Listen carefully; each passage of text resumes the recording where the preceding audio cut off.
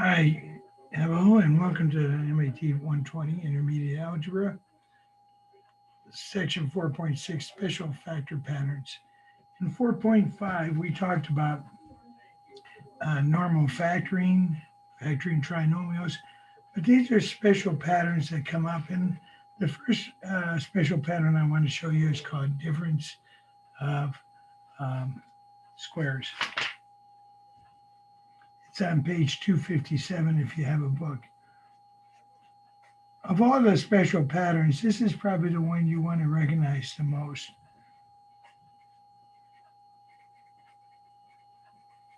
Difference of squares. And it looks something like this. The first term would be a perfect square. It'll be separated by a minus.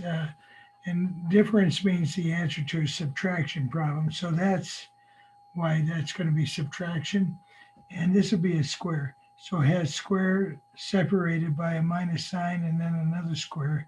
It could be something like 16. Perfect square. So this would give me x and x.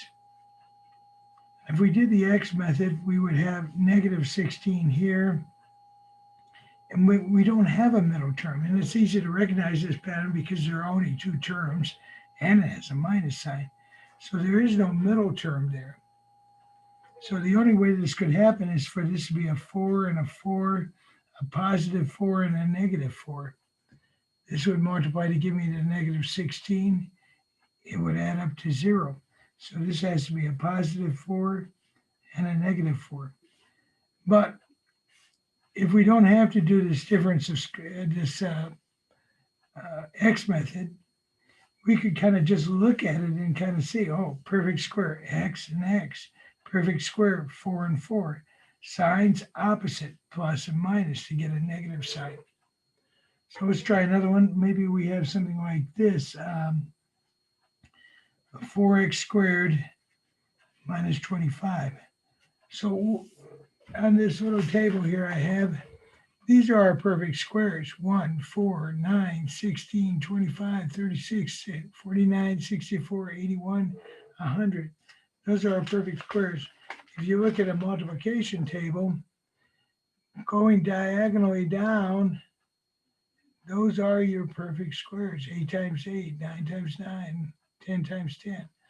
They're the diagonal coming down this way. So on this problem, it's going to be 2x, 2x, 4x squared, 5 and 5, 25. Opposite sides, plus and minus. And it's just that easy. So it's one that you want to recognize. It's not a trinomial. There's only two terms, and it has to have a minus sign. If it has a plus sign, we're not going to factor it. Well, sometimes they try to disguise it a little bit, okay? So maybe they have a problem like this.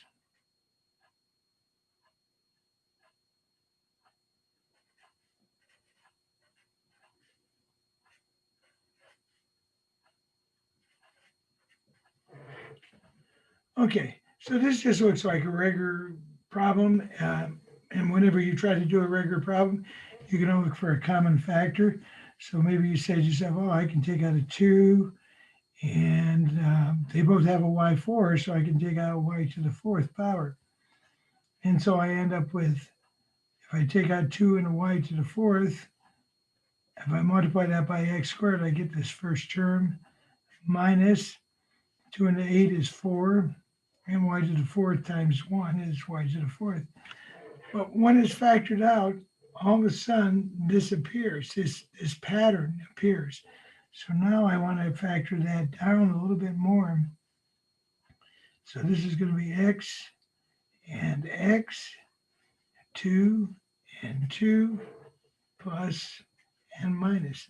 So it's not completely factored until we get these down. Now these are called factors because we don't want any signs between these two terms. They're not factored if there's like a plus sign or a minus sign. This is not factored yet. Factoring means two things that we multiply together, or two or three things. So these are all factors. We're timesing all these together. Factor, factor, factor. Okay. Let's try just maybe another one of those. Here's one that looks a little complicated. 16x to the fourth y minus 81y. Okay, so the first thing I noticed that they both have y's. I can take that out. Now, the power doesn't always have to be a 2. It has to have an even power, though. It would have to be a 4, 6, 8, 10, something like that. Remember, when you multiply exponents, when you multiply like bases together, you add the exponents. So this is going to be y, this is going to be 4x squared times 4x squared. This is going to be minus 9 and plus 9. So at this point, I think, okay, I'm done. But look a little bit harder at this problem. You see, perfect square, minus sign. Perfect square, plus sign. You are done here. There's nothing else you can do. But here, you can still factor it. So this is going to be factored again, 2x, 3, plus, and minus. So whenever you see a power of 2 or higher, maybe there's that opportunity to factor it a little bit more. You look at this one, but it has the plus sign. This pattern can only work with a minus sign between the two terms. So this will not factor. So that's our answer to this problem. Okay. Another pattern I'm going to show you is what we call a perfect square trinomial. This is going to have 3 terms.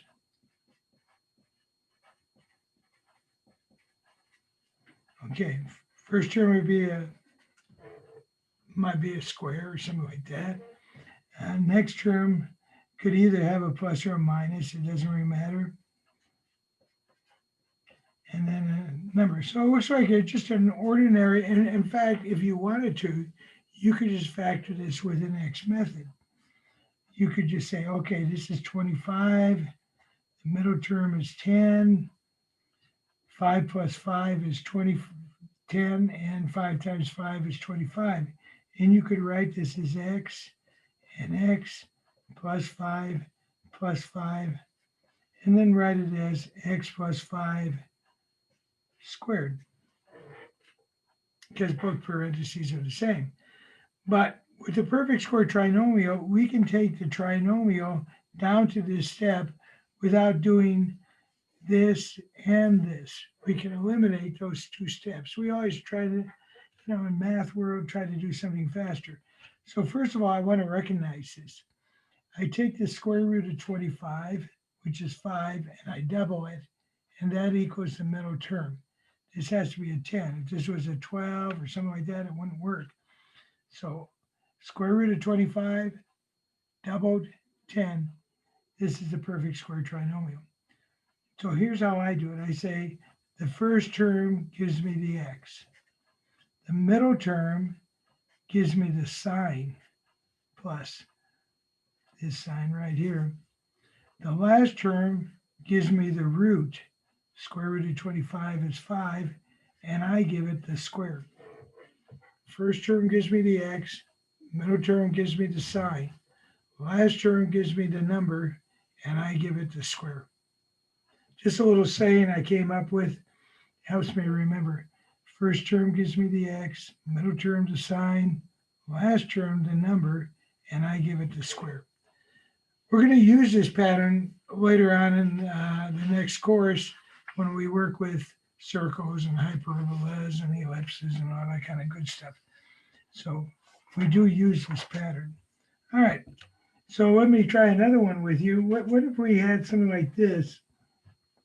16y squared plus 49 plus 56y.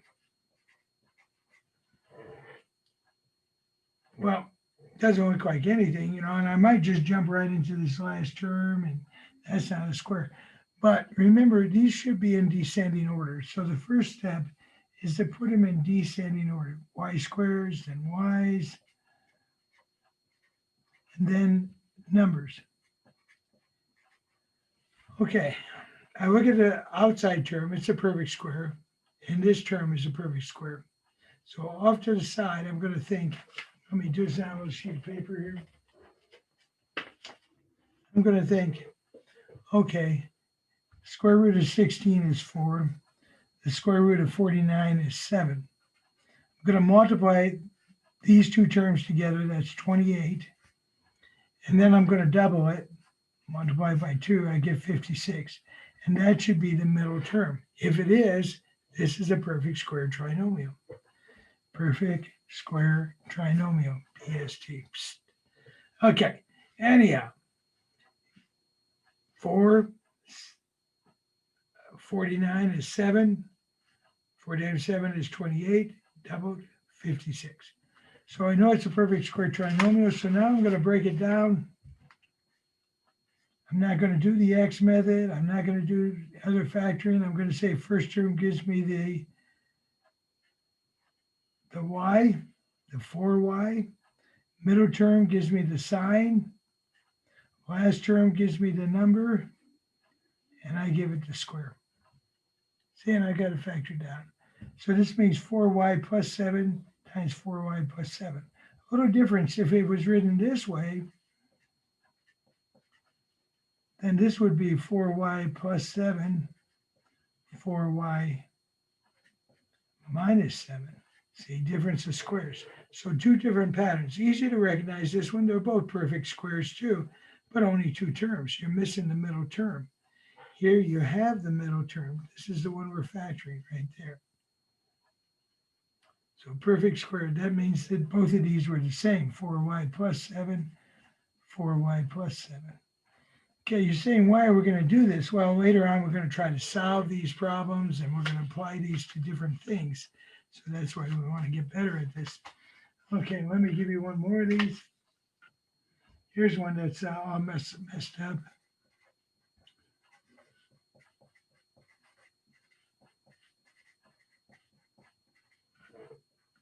So first thing we want to do is put this in correct order. Let's put our x squared term first, because this is written xy, then the x should come and then the y. See, the x's are kind of descending, and then the 4y squared. Okay, so on a perfect square trinomial, the first term and the last term have to be positive. These two terms have to be positive. It won't work if this was a minus 4y squared. So that's another giveaway. Okay, square root of 25, 5. Square root of 4, 2. 4 times 5 times 2 is 10, doubled, 20, checks. Okay, what's going to be our first term? 5x. What's going to be our sign? Minus. What's going to be our last term? 2y. What am I going to do to this? Square it. Just that easy. Now, I'm going to combine both these into a weird problem. And I'm going to give you this problem right here. Let's see if I can find it. Let's try this one.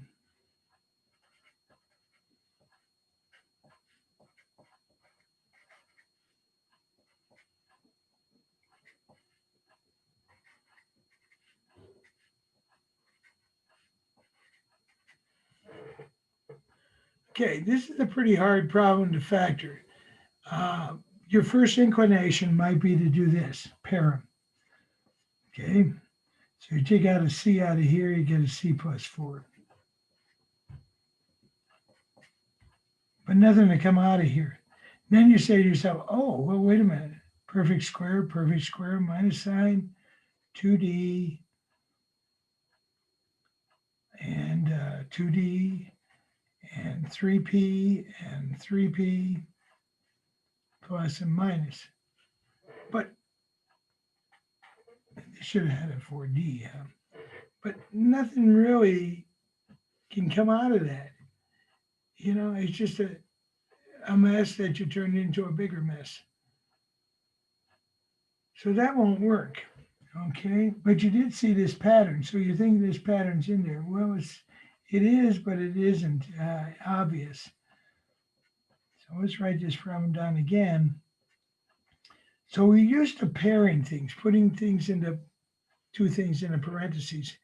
But what we have to do is we have to recognize that this is a perfect square trinomial. And this is a perfect square.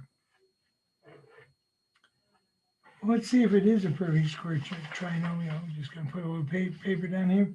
Okay, 1 times 4 is 4. No, 1 times the square root of 4 is 2. 1 times 2 is 2, and then doubled is 4. So this is a perfect square trinomial. So we can go, first term gives me the c, middle term gives me the plus, last term gives me the d, the 2d, and I give it the square. Well, you factored it down. It looks a little bit maybe better than this, but it's still, you want something times something. So what you have to do is you have to recognize that this right here is difference of squares. This is as if you had x squared minus 9. It would be like x minus 3 and x plus 3. This whole thing is a perfect square. So we're going to put brackets. This gets c plus 2d. You multiplied c plus 2d times c plus 2d. You multiply this parentheses times itself to get that. To get the 9p squared, you multiply 3p times 3p. And this is actually difference of squares. So this is plus and minus. Then at this point, we can go ahead and, we don't want it so crazy. So we're going to distribute this out. So this will be c plus 2d plus 3p times c plus 2d minus 3p. See? So this is the answer to this problem. So it does require a few steps. First, we have to recognize that this is a perfect square trinomial times something here. And then we recognize that this is really in the form difference of squares. And then we just kind of simplified it. So you have a parentheses times a parentheses, not something plus something, but something times something. These are your two factors.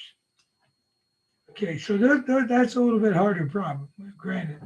It's a little tougher. So we're combining perfect square trinomial with difference of squares. So we're combining those together. Now, one last pattern to totally confuse you. This pattern does not come up that often, but this is our cube pattern. Let's start out with 1x cubed minus 27. So sometimes it is hard to recognize perfect cubes. I sent you this in your module, and you can download it.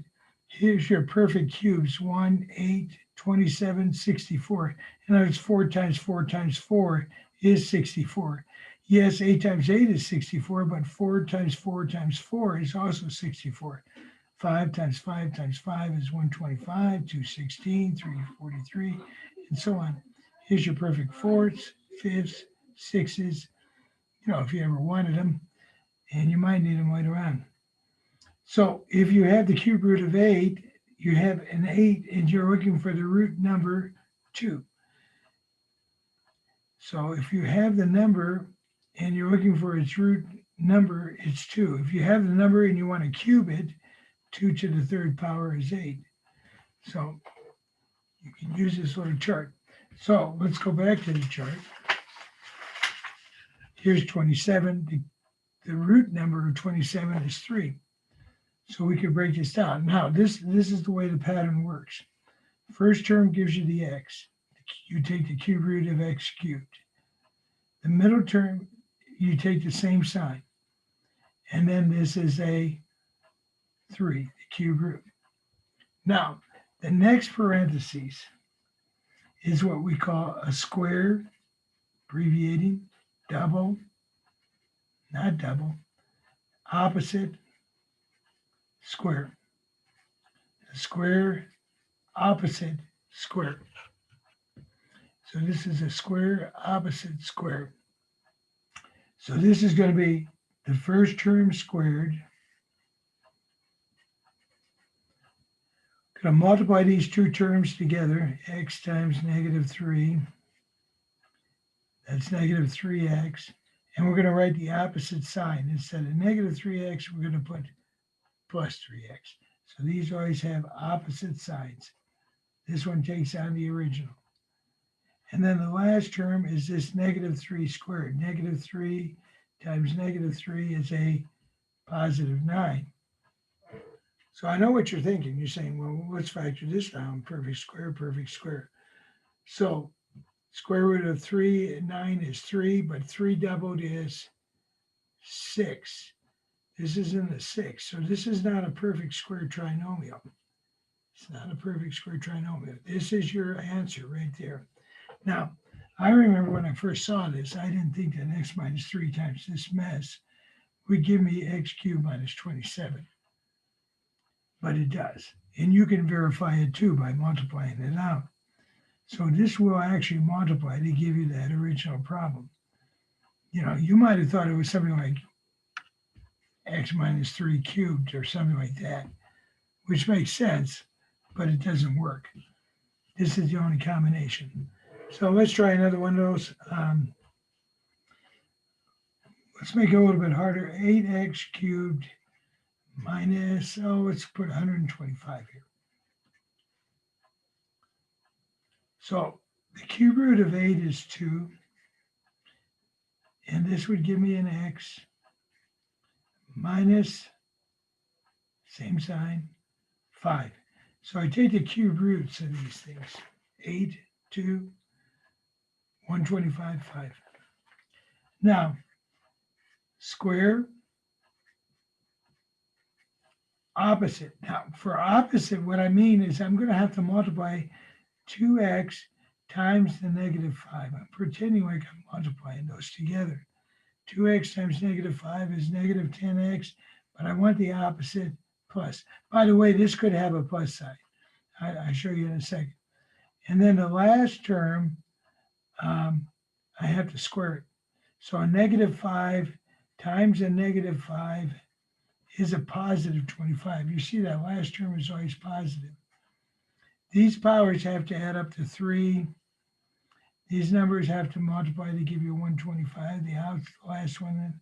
And for some reason, we have this middle term in there. So it's a square opposite square. Square opposite square, SOS. Okay.